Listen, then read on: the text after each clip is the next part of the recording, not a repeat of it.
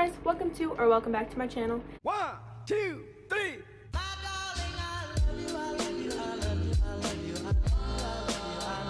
So for today's video, I have my special guest Benvolio. He's my bearded dragon, and we're going to be talking about bearded dragon diets.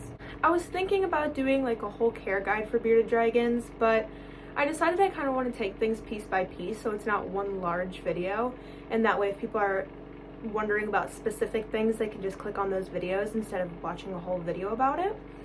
So to start it off, I thought I would be talking about their diet. Before we get into this video, please give it a thumbs up and subscribe down below if you're not already, and we'll just get right on into this video. Oh, also, little disclaimer, my hair is all gross, or not gross, but looks kind of funny because I just took a shower, so it's still drying and whatnot. So yeah, that's just a little disclaimer. So first, I wanted to talk about how much they should be eating first before we get into what they can and cannot eat. So adult bearded dragons should have about 80% plants and 20% insects, and then juveniles, it's pretty much flipped, so 80% insects and 20% plants. And included in plants, 10 to 20% of the plants should be fruits. The rest are vegetables, leafy greens, things like that. And then I also wanted to talk about how much they eat. So juveniles should eat every single day, and adults can eat 2 to 3 times a day. I'm not quite sure just how old Ben is, so he still eats every day, but he is a healthy weight, so I'm just gonna keep going with the flow, and if I see that he's getting a bit chunky, then I'll either lower his food or cut him off to 2 to 3 times, or not 2 to 3 times a day, or every 2 to 3 days. Oh my goodness, can you believe me? So I wanted to talk a little bit about the safe bugs that they can eat, but I just want to make a few things clear before we talk about what bugs they can eat. It's always best to gut feed the insects before you feed it to them. So that basically just means feeding the insects before you feed it to them. That way they're getting the most protein and nutrition from it. So I just wanted to make that clear. I also want to make it clear that they must be live. If they end up dying, you don't want to feed that to your bearded dragon, so they must be alive. And then I also want to preface that they should not be wild caught. You should always get them from your local pet store or anything like that, but you should not be feeding your bearded dragon wild caught. They can carry a bunch of parasites that are not good for them and could kill them. So the safe bugs that they can eat include roaches, crickets, superworms, and mealworms. Some people say that babies can't eat mealworms. I think it's because they have a hard shell type. It's not a shell, I forget the word.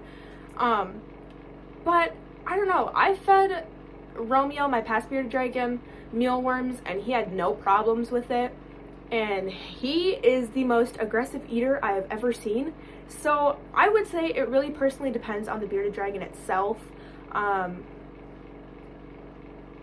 But yeah, currently with him, we have just tried crickets and superworms. I'm trying to find a place to get dubia roaches from, so that would be something I think that he would really enjoy. And then there are some worms that are just strictly for treats, which include hornworms and waxworms. There's also things called like silkworms and stuff like that.